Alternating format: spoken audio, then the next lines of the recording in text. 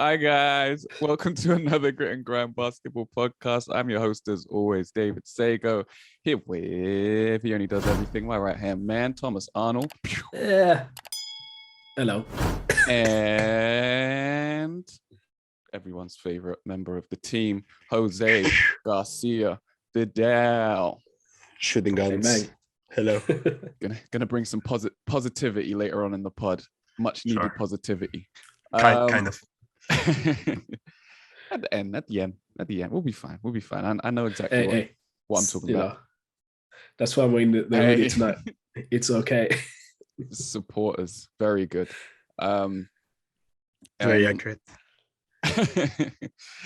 So we are back with what will probably be our last Homer pod of the season. Especially with the playoffs approaching. Yeah, because once the playoffs start, we're not going to talk about our teams anymore, right? Exactly. Oh man, that's crazy. As the fans call for Mike to come back, so we have something positive to talk about.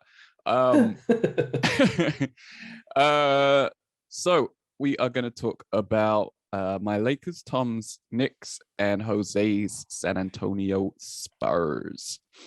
Yes. We're going to start off with those New York Knicks. Are they moving to Jersey yet? Are they moving to Jersey? No, what's Jersey? I don't know what that is. They're moving to Vegas. They need a team in Vegas. Yeah. Let's not do that. Vegas. Yeah, LeBron can go there with his son. Touche. Yeah.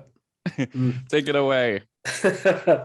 So, hang on, let me just cough a little bit. That'd be amazing. So, where do we start with this? It's the same for the three of us. It's going to be a tough one, but last year my Knicks finished fourth, 41-31. Did a round in the playoffs where they got ousted by some team. Smacked. Yeah, smacked maybe by someone somebody that may have given us emotional damage for the next few seasons, but that's okay. So coming into the season, I thought they did something smart, which is they replaced the players you think were maybe the weakest link, not the weakest link, but the less bling bling names in the roster. That's Alfred Payton. That's who's the shooting guard? What's his face? I keep forgetting his name though. Hey, wait, where is he? He's thriving. Yeah, he's thriving, exactly. Anyway, don't matter. And they brought in Walker and Fournier from the Celtics and a bunch of other guys. Started off the season very, very well, on fire. We bing bonged everything and everyone got bing bonged. Bing bong. Oh God. You are so embarrassing. That was embarrassing. I'm not gonna lie, that was straight up embarrassing. Oh geez. And yeah, so it's since then completely went off the rail, where we are having now very inconsistent performances, to the point where there's almost a blueprint to every single game now, where the Knicks are up, they sometimes go by 20, 25 in the first three quarters. They play well, they move the ball around, but then they just completely crumble in the fourth. That's been done and seen many times, especially in the last couple of weeks. They went up like 28 against the Nets to lose. Yeah. I'm not going to mention all the games, but that happened quite often recently. Yeah, which is kind of disheartening. It's like you're watching it. So currently we're 12, 27-38. So we're 2 games behind the Wizards, and what are we? 4 behind the Hawks, and then 5 only behind the Nets. So that's all right. Can still catch them. Can still catch. I don't have any hopes for that. But so at the moment, so I was to prep for this. I was looking at the sort of debates that are going on right now, especially on Twitter with the Knicks fan base. And at the moment, it's really about, do we fire Tibbs or do we trade Randall? And like, there's no in between. There's not like, oh, But keep that's both and maybe very much like Knicks fashion, isn't it? Like it's all extremes every single time. Exactly. You can't find a solution, right? And Like that's it's radical changes. that's why I'm looking at it, and that's why I'm like, maybe they're not the problem. Maybe, yeah, they're part of the problems. Of course, they have their share of responsibilities and things that were, for example, Tibbs is not giving minutes to the young ones. Yeah. He's not, he seems to be always putting Burks at point guard, which he's not a point guard. He doesn't want to play point guard. Like, we're missing a ball handler. So you still have Walker that could be doing that. He was averaging about 20 games last year, so I'm sure he can still play. Of course, his defense is horrible. But yeah, you still have a point guard, like a seasoned point guard that is there, ready to fill in, and you can give him some minutes. You've got some rookies that can play that point guard spot. That probably would be better than Bucks or whatever his name is. Buck. There is a Bucks, but you have Buck. Can quickly play point guard, or are we not barking up that tree anymore? Is he too scoring oriented? I think he's too scoring. I think he's more like a 2, but it's not really. There's not an experienced point guard. It's not like somebody whose position it is to be point. Like Chris Paul is a point guard, like somebody who's doing that on a nightly basis. So then, when you look at the Randall thing also, which is last year he had a great shooting season. He had like what Dave always calls like what was the word you always used? Contract year. Not contract year. Contract year, baby. So he played really well. He carried the franchise, and you're like, okay, let's give him the money, which we have. But his shooting's been horrible. And at times he's ball hogging. Like when the ball comes to him at the top of the key, it's like, that's it. No, it's done. Like he's gonna take a weird ass shot, a forced shot. He's gonna try and get into the paint and force his way into the paint without trying to dribble his way. And it's like, it's just not working this year. He looks like he's frustrated. It looks like he's not clicking with other players. And it's really weird to witness. Like he looks despondent. He looks like he's giving up almost.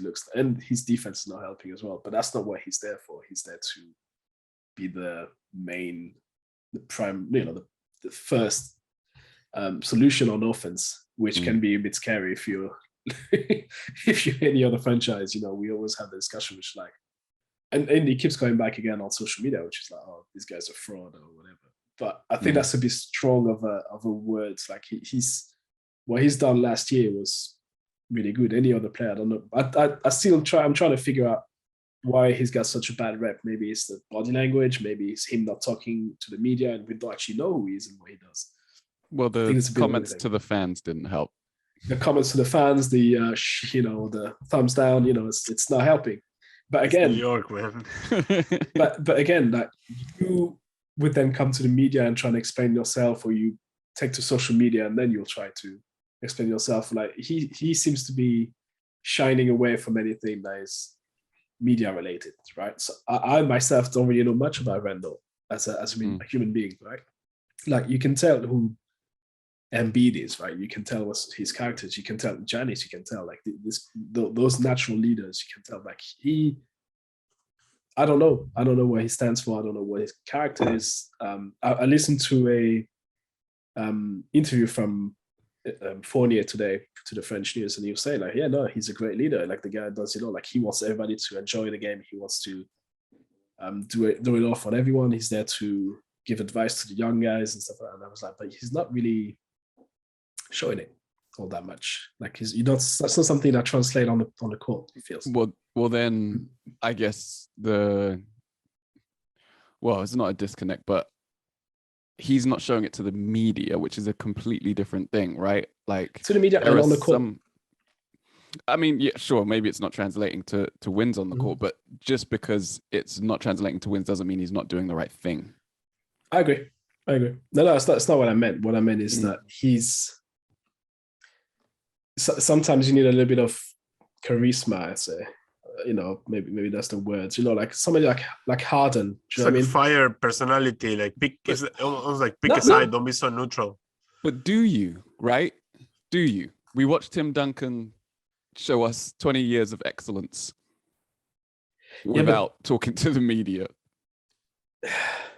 Sure, but I guess that then it goes back to like what's surrounding him and the setup, right? Like Duncan and Popovich were the thing, and the Spurs front office were a thing where they were all kind of like pulling the same way. Maybe the Knicks parties are not. Yeah. So I did look at. I was talking to somebody that had a lot of great points. I thought I was going to bring them up in terms of just talking about Randall, but we also need to talk about the coach, right? Because so obviously the Knicks fan base is divided into like pro Randall, who are anti Coach Gibbs, but like it's pro coach that anti Randall, or this is all Max Leagues. I talked to this guy who was saying that okay, so he's not blaming the coach because number one, Randall went from like 41% shooting threes last season, 43% mid-range, so I think it's the numbers top of my head, to having all of those shooting percentages like crumbling, literally just dropped. And like, so like I said, like he's not defending that, no, like, well, so once his shooting percentages are going down, like once his shooting is going away, you start now picking at his defensive skills, which are not there. So if you have an average shooting, of course he's got 46 last night or a couple nights ago. Yeah, last night. You can also go, well, he can score. Yeah, but that's an outburst, that's which is fine. Everyone can score 40 this season apparently. So once you start taking that in, that's not really the coach's fault, right? Shooting percentages, that's the players. Maybe you can argue that the way they move the ball around, and sometimes you need that rhythm, and if the ball's not moving, that's maybe the coach's fault. Sure, we can also argue that. You have to take into account that Rose is also injured. He played 25, 26 games. That hurts. Once he got that injury, that's when everything went. Yeah. Because Derrick Rose, he's an old man. He's not the MVP Rose that we know. But it's ultra important in that setup. Like he's there. Like he's the coach Tibbs man as well. Like years, so they know each other. So like that's also that. So and the third point was also that what made the Knicks get to the playoffs last year was the inside defense. So last year, Robinson wasn't really there that much, but they had Knowles and what's his face. They had a bunch of guys. They were all Noel. Noel and. Did you have Gibson still? Yeah, the Stash Gibson. So all these guys that were there last year, they were defending the rim really well. It was very clear. The stats from last season defensively are just ridiculous. Yeah. The chances of you getting to the paint and not getting blocked or missing your shot were like super high. So this year's Robinson is back, but he's not in shape at all. Like he doesn't really look all that good. It's good to have him back, but he doesn't look all that. Knowles has been out the entire season almost, or like every time he's been in, it's been dreadful. And Taj Gibson is Taj Gibson. Like you can't ask too much of him. Very limited. 2 seasons running, right? It's very limited. Yeah. So, by the way, there's a stat that I saw was like that's quite funny. The Knicks is the only team in the NBA with 4 players who scored over 40 points in a game this season. So it's not like they can't put the ball in the basket. It's defensively for.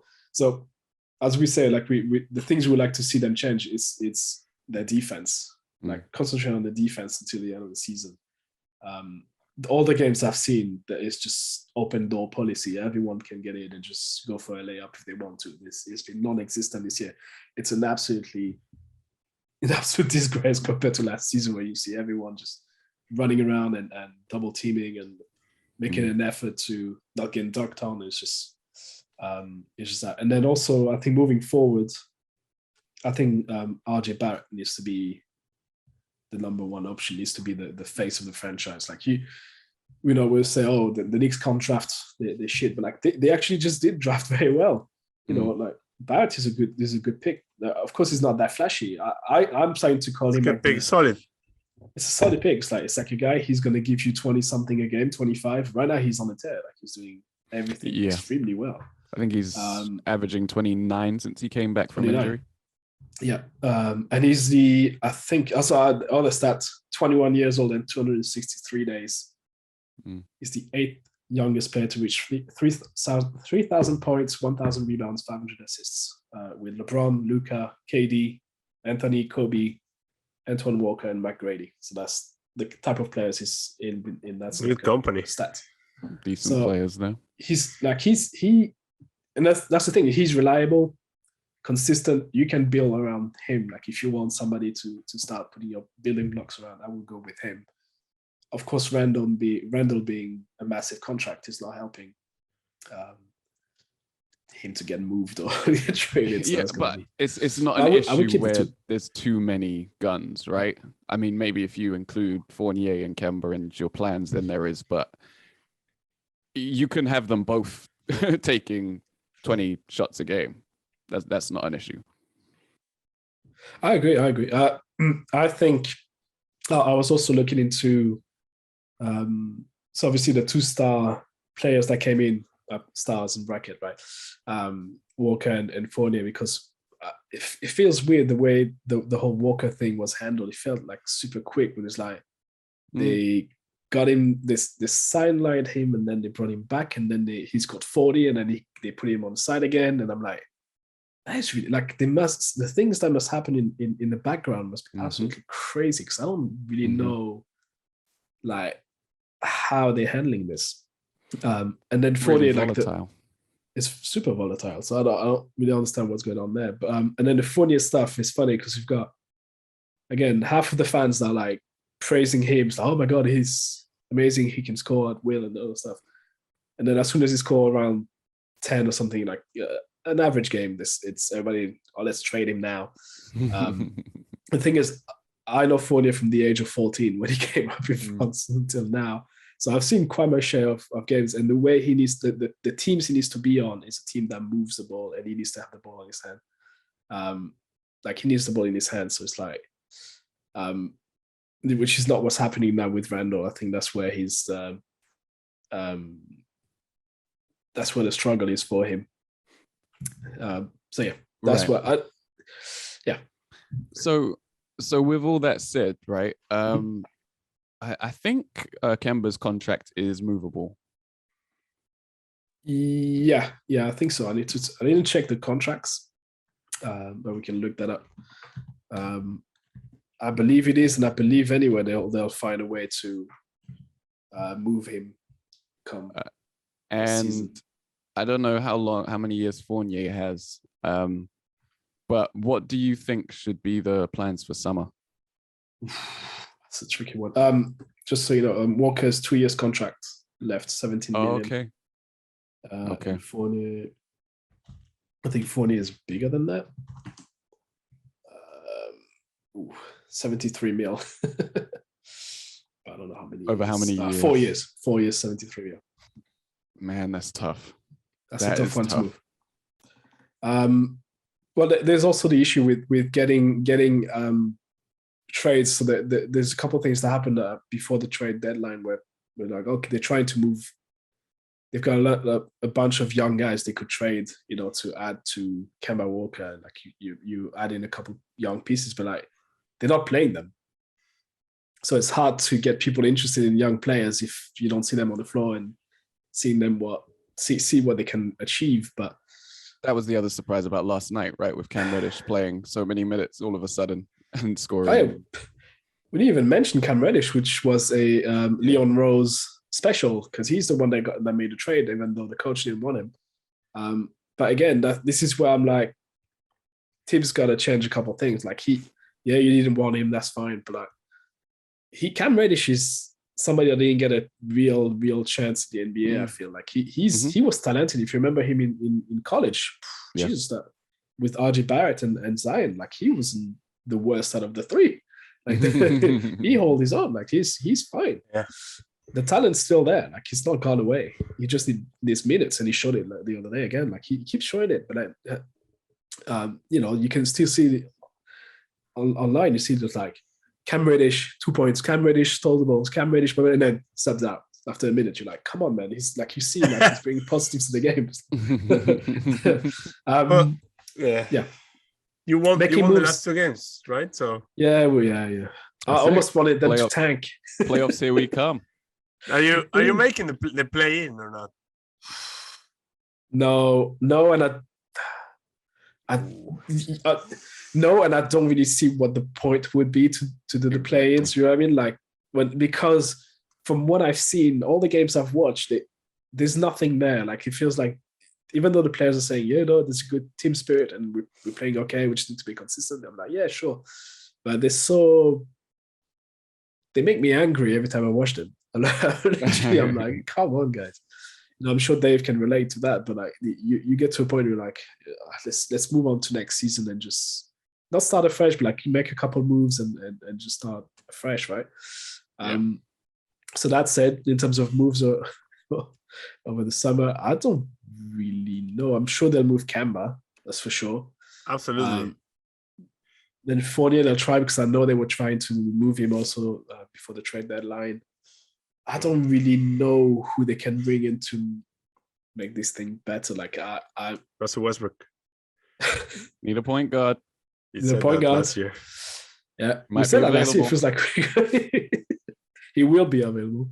It's inevitable. But if he doesn't want to bring his family into a Lakers game, then good luck bringing your family in the Knicks game if it doesn't go well, which 95% sure won't go well. So I'm not really sure what the chances. I'm sure people who are listening will have some ideas, but like it's one of those seasons that I'm unable to, because I'm trying to still understand what's going on this season. Like even though I brought a couple of points, but it's like I'm so confused by the season that I've not moved forward to the next season where I'm like, okay, this is what we're gonna do in the season we're gonna play. Like I'm not there yet mentally. You're still there. I'm still in this season trying to understand what's going on, even though most of the Knicks fans have given up already. So hey, if you're on Twitter and you're listening to this, give us ideas. Like, I don't know who to bring in. Luka? Yeah. Can we get Luka? Can we get Zion? There's a lot of Zion talk. There's a lot of Zion talks, but no, I'm not buying. I mean, you might be able to get Zion. That's the craziest thing.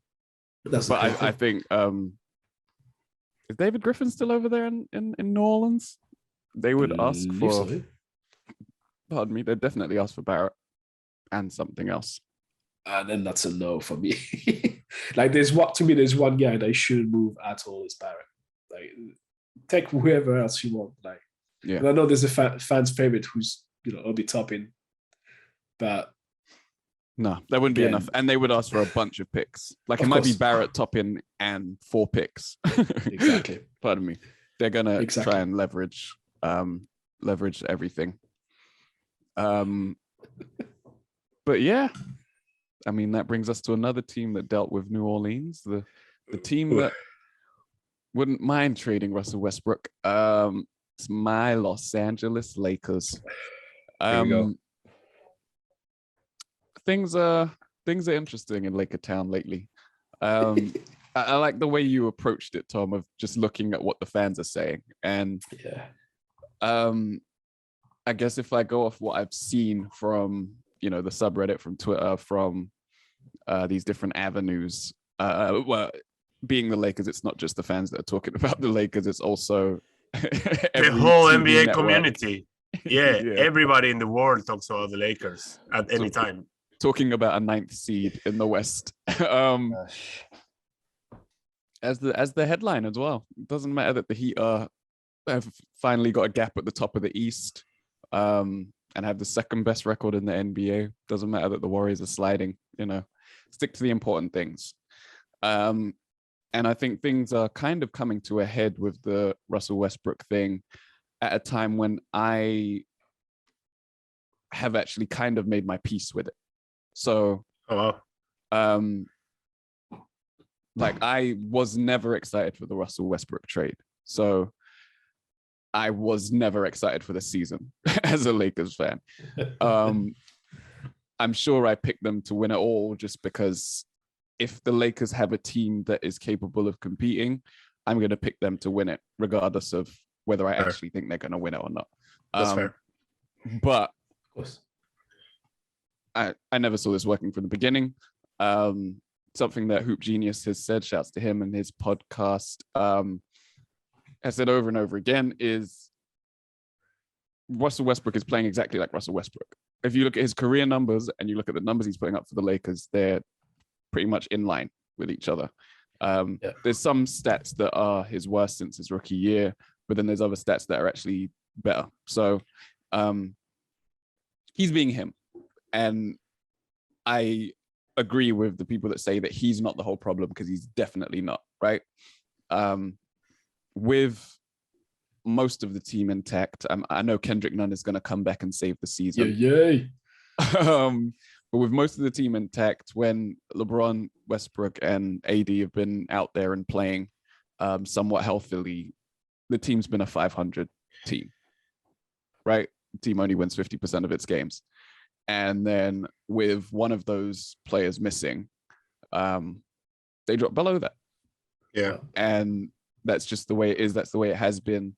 AD made some comments a couple months ago about, I know this team's capable of stringing off just 10 wins in a row at some point. And I don't think that point's ever going to come. The Lakers haven't won 2 games in a row since the turn of the year. Wow. Okay. And the last time they'd won 2 games in a row before that was early December. So we're looking at a team that hasn't won 3 games in a row since November. And the season started in October. Solid stat. Yeah. So it's not going to happen. You look at how many games the Lakers are below 500 right now, having won their last game. They are what's that? Oof, lost their last game. Sorry, lost their last game. Sorry, I keep forgetting. I'm still coming down from the high of the Warriors win. Yeah, the Lakers are 8 games below 500. Whoa. Yeah. All right. 8 games. Luckily, the West isn't as strong as it normally is. But even the team above them, which is the Clippers, who are a shining example of not using injuries as an excuse. The Lakers are 5 games behind them. 5 games behind the Clippers. That's just ridiculous. Who've had no Paul George, no Kawhi for most of the season, and beat the Lakers twice in the last 2 weeks. Yep. So, yeah, it's just the entire roster is an issue. There was a deep dive by Dave McMenamin at ESPN on what really happened with the Westbrook trade and the trade that didn't happen for Buddy Hield. And according to them, I think all systems would go. Everyone agreed on the Buddy Hield deal, and then at the last minute, the Westbrook deal popped up, and I think they said Pelinka just took the opportunity while it was there, kind of thing. Yeah. So it wasn't necessarily, and you can take that with a pinch of salt, because often the people that tell the story are the agents of the people that are involved in the story. So this could be someone on LeBron's side trying to absolve him of responsibility. But regardless of whether LeBron had influence over it, AD had influence over it or not, the fact of the matter is, whose job is it to do these deals? It's Rob Pelinka's job. Yeah, absolutely. If you want to, you can cater to your stars and say, well, I'm always going to consult, and you should absolutely consult, but it's your job that is on the line when these things happen. And LeBron's still going to be LeBron, whether he gets decisions on player personnel right or wrong, right? He's still he can play his way out of that. You can't GM your way out of making bad GM decisions. So yeah, there's all of that hanging over the club right now. Fans aren't happy about Kurt Rambis's involvement. Him and his wife Linda have been advisors to genie bus for a long time. It's just that now they're influencing player personnel and coaching decisions. They were heavily involved in getting Frank Vogel on board. They were involved in making sure Jason Kidd was an assistant. And now that the wheels have fallen off, obviously, when they came in and made those decisions, originally people were like, why would we hire Frank Vogel when we could have had Monty Williams or what's his name at the Clippers? Ty Lue. Ty Lue. They botched it. Now we've got Frank Vogel, but then we win a championship. Exactly. And that sort of papers over the cracks, right? And yeah, so now that things are going badly again, people are going back to that. And going back to what happened with Magic and going back to any kind of mistakes along the way that have occurred. But the reality is that team isn't very good. The championship team hung its hat on defense. Last year, when healthy, the Lakers were comfortably the best defensive team in the league. And this year, the defense has slipped to average at best, I think, middle of the pack, efficiency wise. And then what we thought we were trading was we were trading some defense, hoping that Vogel schemes could hold things together on that end, and trading all of that for more shooters, right? Malik Monk, scorer, shooter. Carmelo Anthony, scorer, shooter, despite his age. Brought in Wayne Ellington, shooter. All these players that were supposed to improve the offense so that Westbrook had shooters around him and he could thrive in that environment. We know what LeBron does with shooters around him. And that was supposed to alleviate the offensive load. And all it's done is highlight that LeBron is no longer a good defender. Yes, similar to what's true. happened to Randall, right? You put good defenders around him and he can be good on that end. But he got absolutely destroyed by Luka the other day in the fourth quarter. Luka was seeking him out. Yeah. Luka was going going, 1-on-1. I'm going to run a pick with your man, LeBron, and get the switch onto you, and I'm going to put you to the sword. Crazy. It's a 15 years difference there, right there, man. Like, Luka is 22, Bron is 37. So what do you expect? This guy cannot be, top in everything every year. Some things are going to suffer, and in his game is defense. Yeah. But you shouldn't expect LeBron James to be the best defender in the team at this age. No. And the other funny thing about that whole Mavs game was LeBron was the center. And that's what Luka does to all the centers. And it's just like, oh, the center's LeBron? Yeah, same deal. I'm going to keep it going. And yeah, so all it's done is meant that now he doesn't have the safety net of the team's defense to fall back on. Yeah. And offensively, the team still isn't good. Sure, the team has more shooters and makes more threes. They definitely make more threes, but the offense isn't actually better according to, in comparison to the rest of the league. So the offense is shocking again. I've seen a couple of games. It's just there's nothing there. There's no. I don't know. I don't feel like there's any connections between all of them. Like the ball movement. There's a couple of ball movement like every single team will have, right? Like a nice passing game, but. Yeah, it's very. Sometimes it's scary to see like the names on the court, and then you see what they're doing, and it's like, seriously, like what? Yeah, and I think a big part of that is the coaching. Frank Vogel is a defensive coach, so unless we were going to bring in like an offensive wizard to handle the offense, this is what you get.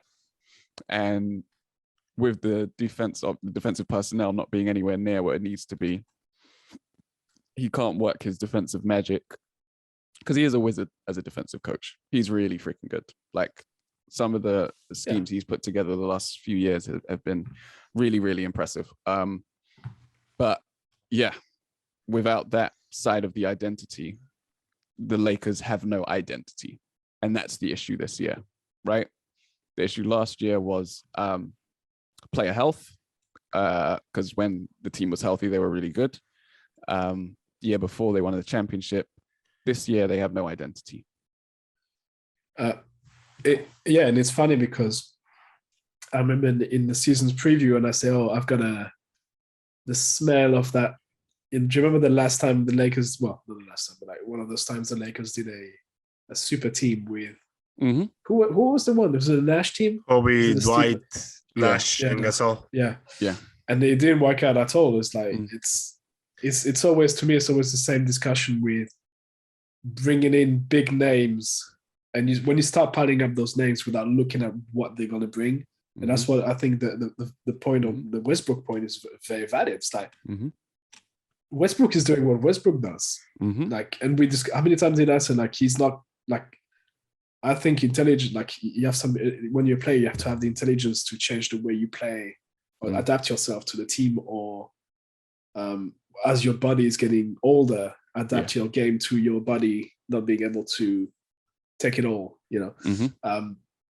But Westbrook's doing what Westbrook does, like going 100 kilometers an hour and just trying to get his stats down and play for himself. And so I don't know why everyone's surprised. Yeah, of course, there's that thing where, you know, we laugh at him online and we see those 45 degrees bank shot that don't bank anything, which is funny, but also it's like, wow. His credit always bounces, right? Tim Duncan 3.0.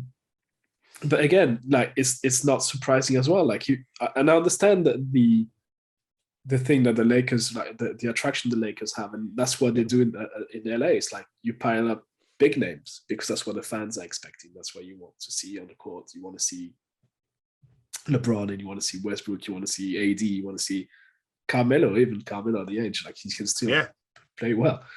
But like, in terms of how well they combine with each other and how well they can understand each other on the court, it sometimes doesn't really work. It can work, you know. The argument I've seen online was, well, you know, you see sometime in the All-Star game that can work out. It's like, yeah, that's one game where nobody plays defense. Somebody actually said online, I went, what? Like, he's just saying, like, the regular season and the playoffs, if you go to the playoffs, is the same than a All-Star game. Like, that's where we're going with it. That's one thing people say. It's cliched now. The other one is great players can play together, and they can, but can they win? Right. It's that's speaking in a vacuum. If there's other great teams around, exactly, does that mean they're going to be better than them? No. And fit is a thing. Fit exists.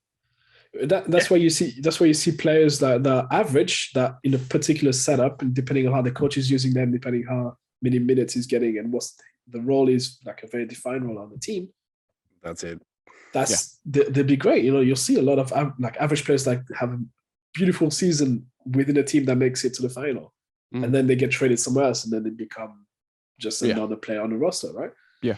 But again, it's, you know, you have a defensive-minded player that will be absolutely shining on one place, and then the other, you know, next team you'll be absolutely rubbish. But it depends on so many things. And to me, when I saw the way the roster was constructed at the start of the season, I was like, yeah, cool, good names, but like, do they fit? I don't think they can fit. And adding that to that, the age of everyone in that, and that was a problem, wasn't it? We discussed it at the beginning of the season, like, and that was always going to be an issue with injuries. Not everybody is LeBron James. Like, you know, he has small things. Maybe he needs a day or two to recover. And he spends $1 million a season. Exactly. The other guys, including, I'm afraid we had to include him in the pod, Anthony Davis. He's not young anymore. Yeah. Right. But if you think Trevor Ariza, you think obviously Westbrook, Carmelo, like, these are all guys, you know, and they are going to get injured. Yeah.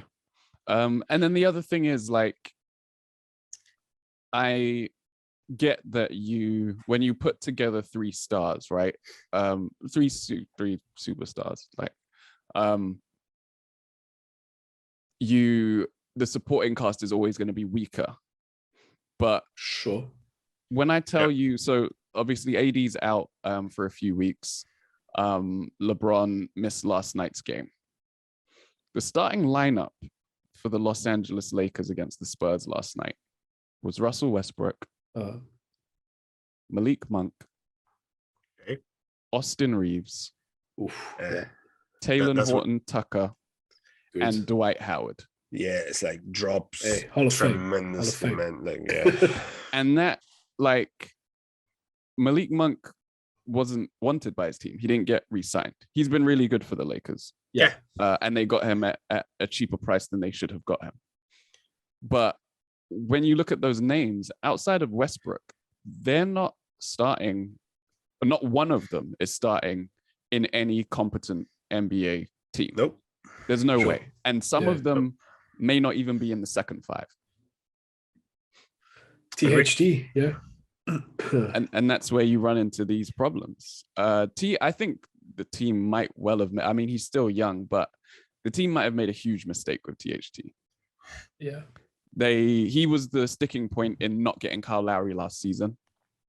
So I can say again that the Miami Heat are top of the East and have managed to get a 3-game cushion at the top of the East.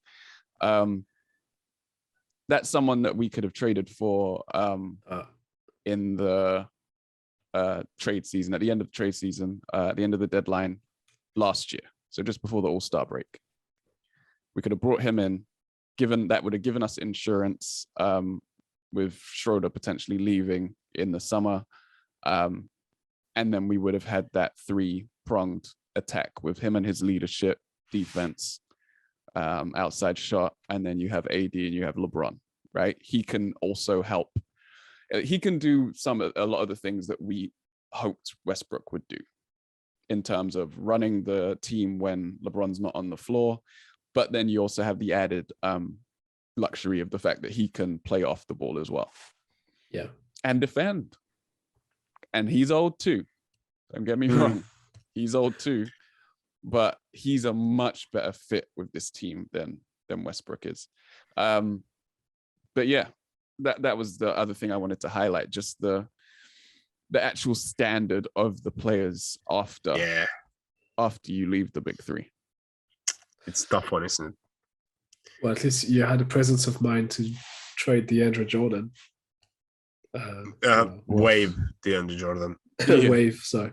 Should have been traded, but wave. DJ Augustine. I was going to ask you, are you okay with it? You're happy with that? Yeah, I mean, the issue, as it's always going to be with him being a small guard, is he can't defend. But you just heard the names I reeled off in the starting lineup. I put DJ on there, like, 100%. So, he's an NBA player, at least, right? He's definitely an NBA player. He's also not the youngest anymore. But he's a competent NBA player. He knows what he's doing out there, and he can make a shot. Yeah, always handy. But yeah, not gonna improve the defense too much. Well, so what are the Lakers doing? Are you guys making the play-in? Are you staying in the play-in? It's actually rough because of the lead that we've given. 5 games is a lot of games. To make up on a Clippers team that could have Paul George and Kawhi returning. AD's still out for another few weeks. His injury is actually a lot worse than I think people realize. They said he'd be reevaluated after 4 to 5 weeks, but it's that evaluation is more of just a check-in to see how things are healing, because it's a long-term injury. So it's a thing where he's probably back for the playoffs at best if we make it. And as we saw last year, he's going to need a couple games to get back into his to his best. So we'll be in the play-in.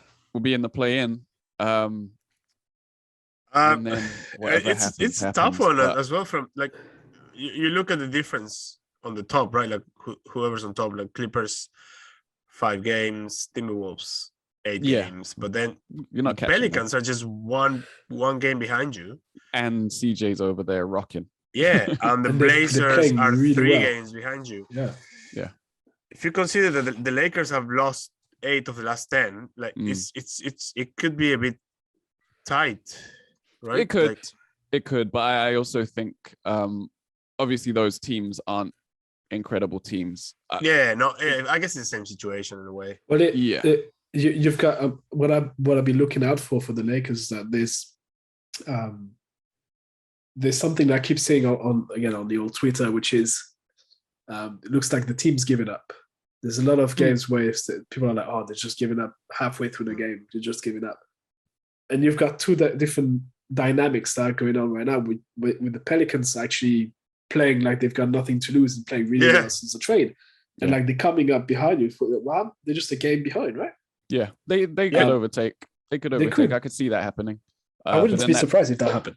That puts the Lakers in 10th. I don't see Portland overtaking. That's the one thing. Yeah. Yeah, but again, like it's like, you do. Okay, let's say you get into the play-ins, but like, what's your aspiration? Like, what wants to happen? Like, are you part of the optimistic bunch of people that are like, anything can happen. Anything can happen, right? Oh, you get LeBron in the playoffs, and he can win you the series on his own. He can't. Playoff LeBron not anymore. I mean, playoff LeBron can win a play-in game. Yeah. Sure. Not a series. I mean, we're going to be playing 2 playing games. Yeah, you will. Yeah, you will play. For a team that's not won 2 games in a row. We'll be playing 2 playing games, but and then playing who, right? 7 the Wolves or the Clippers. I mean, assuming we win or lose that second game, we end up 7th or 8th. You play the Suns or the Grizzlies. And I just listen. If AD isn't going to be AD, nothing matters. You don't have a chance. Nothing matters. That's very true. If AD is not going to be AD, nothing matters. He hasn't been AD this season, aside from a few flashes here and there. Especially defensively. Absolutely. Especially defensively. He's the one player that's in his prime. Yeah. He is smack bang in his prime. If you look at his age. Yeah. If you look at his age, he's in his prime. So it doesn't matter. Like if he's not there, if he's not on, we'll get bounced in the first round comfortably. Yeah. It don't matter. Yeah. We'll win a game or 2 because of if LeBron does some heroics, but if AD isn't AD, it's a problem. It's very hard for a team that's not been winning consistently throughout the regular season to turn it on. Yeah, and all of a sudden create the chemistry in one game. Very much unless you're a team that's been together for a long time, you have all of this institutional knowledge.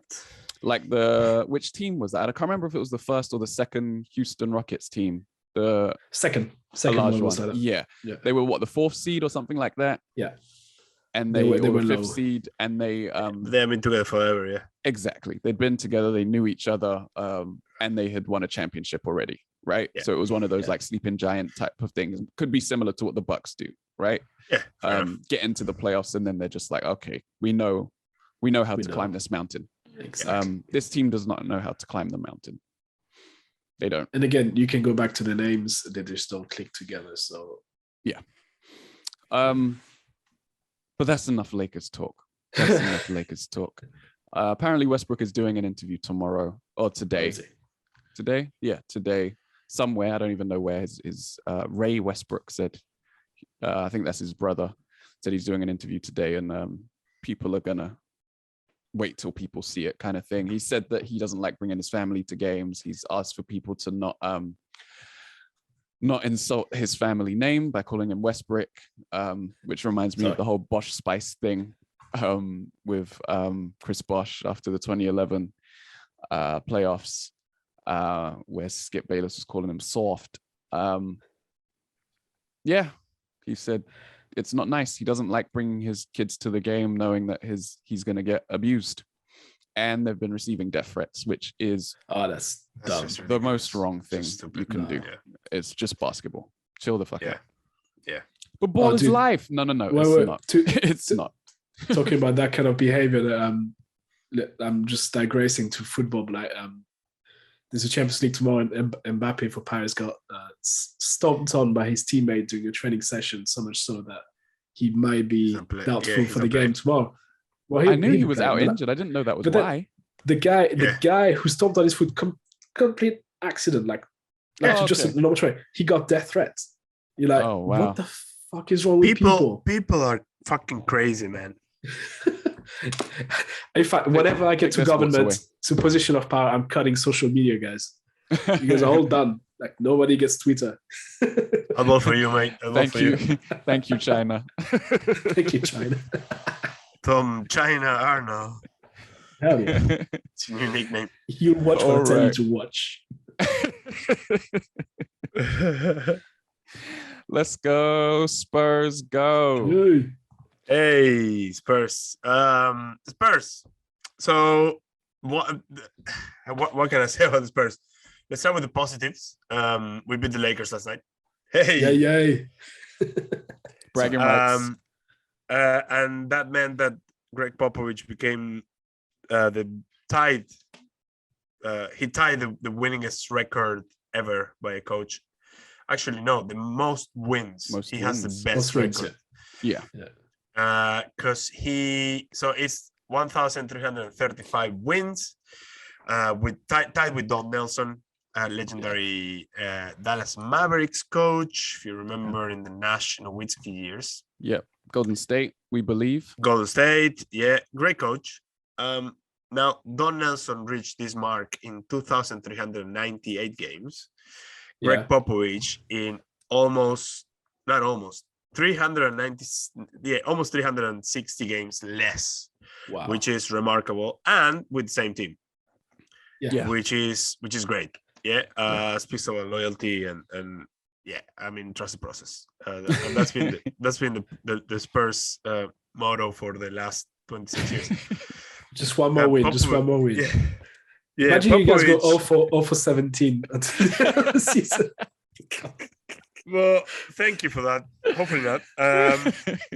Popovich actually became the president of basketball operations of the Spurs in 2002 as well. So he has been behind many of the Spurs trades decisions, which are not many, but draft decisions, which are the key things here. Plenty. Just think Tony Parker, Manu Ginobili, Kawhi, Lonnie Walker. Kawhi was a trade as well. Kawhi was traded for George Hill, correct? Mm-hmm. At a time when none of the Spurs players at the time thought that he was going to be a good player.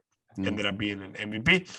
RC Buford is still kind of like it's still like the big boss though, but he's more into marketing now. But yeah, I mean, the thing about the Spurs, like we have a fantastic player, all-star player, DeJounte Murray. Right? His averages are ridiculous, like 20 points, 9 assists, 8 rebounds, and 2.1 steals, leading the league in steals. That's all-star caliber season. He's played 57 games. But what I like about the Spurs is that we have a young core that is really good. So you have Keldon Johnson, arguably the second best player on the team. Jakob Poeltl, who's not he's actually just 26. Underrated in my opinion, although a lot of people think he's a good defender. I think he's better than people think. And then you have, your Lonnie Walker, your Devin Vassell, and a couple of other guys like Doug McDermott.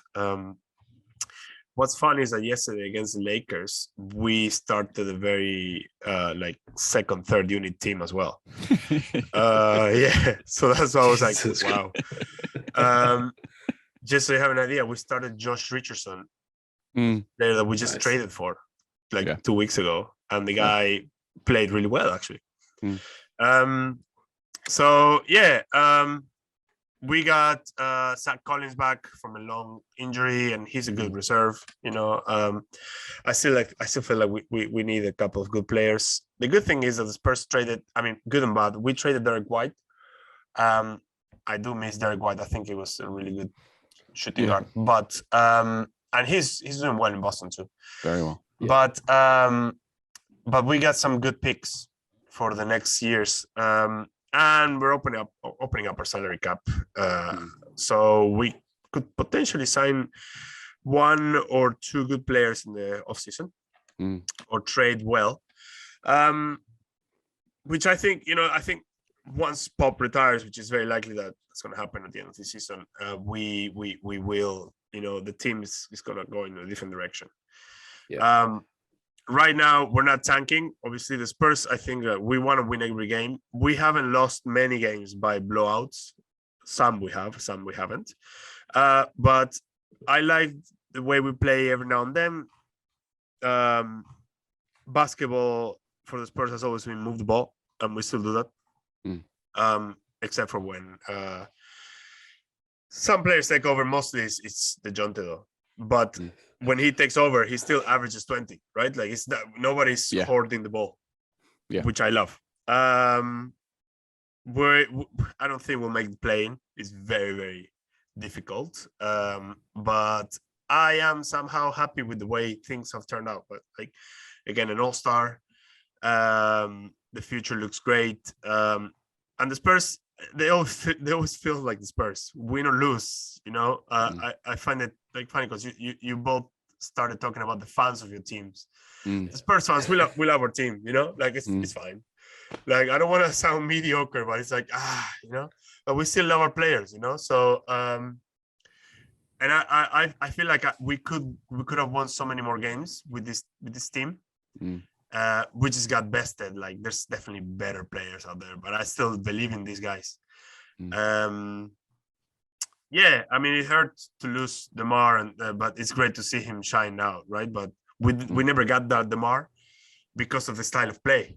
Exactly. And maybe he needed to carry the team a little bit more than what he's doing in Chicago, because he has a better supporting cast probably.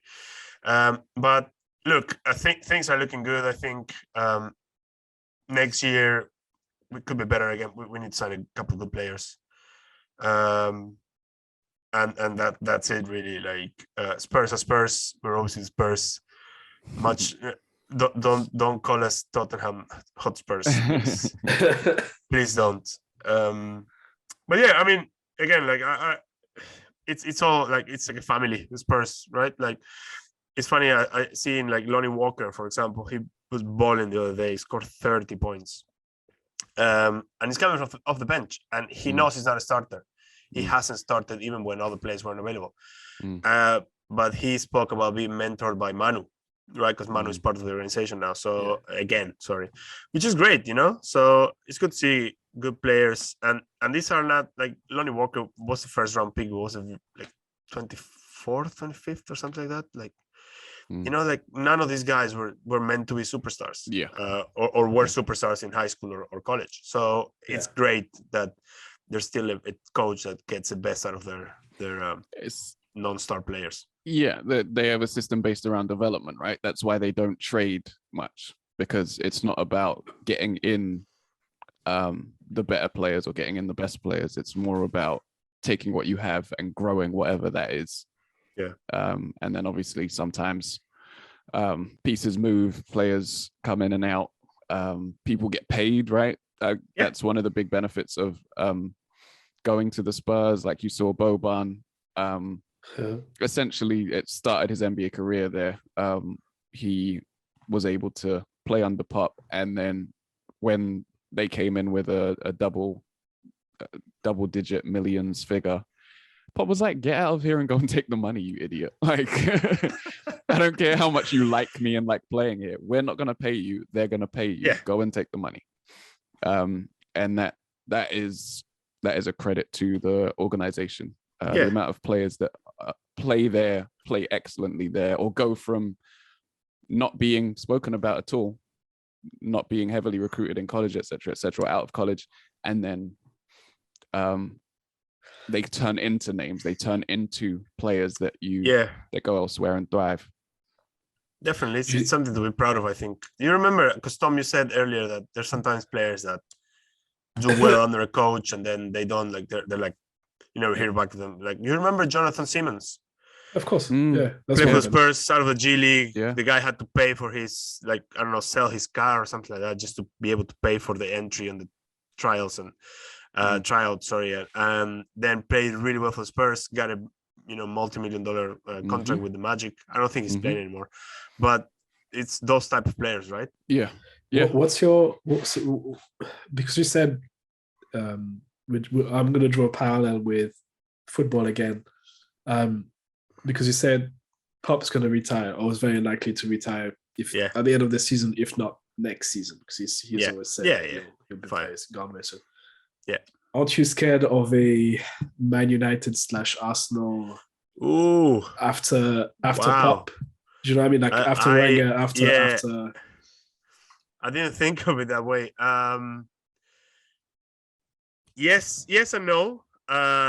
Yes, because it's potentially like it's possible that happens. And no, because I am almost sure that they're just going to promote in-house. Yeah. Becky Hammond, obviously, it's not happening, but maybe she's still part of the organization right now. But as soon as the WNBA season starts, she's gone. But Chip England, is second assistant coach. Or bring back one of the guys that was originally part of Pop's cast. I don't think that would be amazing. But if you think about like so many coaches that were Pop's assistants, like Udoka in Boston, Steve Kerr, Mike Brown, part of it, Mike Brown, Budenholzer. It's a ridiculous list. What's his name from Phoenix? I can't remember his name now. Oh, Monty Williams. Monty Williams was part of the Spurs. So, I don't think it's like Manu or Tim Duncan are ready to coach, or if they want to coach. But I think that whoever gets hired is gonna have to fit into the organization, right? Like they're not gonna change because there's so many things that you would need to change if you want to change the playing style, and so it's not gonna happen. I mean, you'd have to change the front office and everyone else that is been there for years as well, right? Correct. Almost like changing the owners, like all the way from the owners to I don't know, the ticketing stuff, like. But it's like That's why it's such a big upheaval, because that is similar to the Ferguson Wenger thing, because like you said, since 2002, he's also been the head of president of basketball operations. That's 20 years of him controlling everything basketball wise about the team. You remove that, granted you've passed that on to people, but you're going to need, like, there's no guarantee that the person that comes in can do both of those jobs. Unless he's staying in that position and just gives up coaching, because I don't know what that would be better for the organization. I see that happening for a couple of years. Maybe he mentors someone. Maybe he's slowly just giving away some of his functions. That could happen. I think again, like we can't tank. The Spurs will never tank. I've never seen them tanking.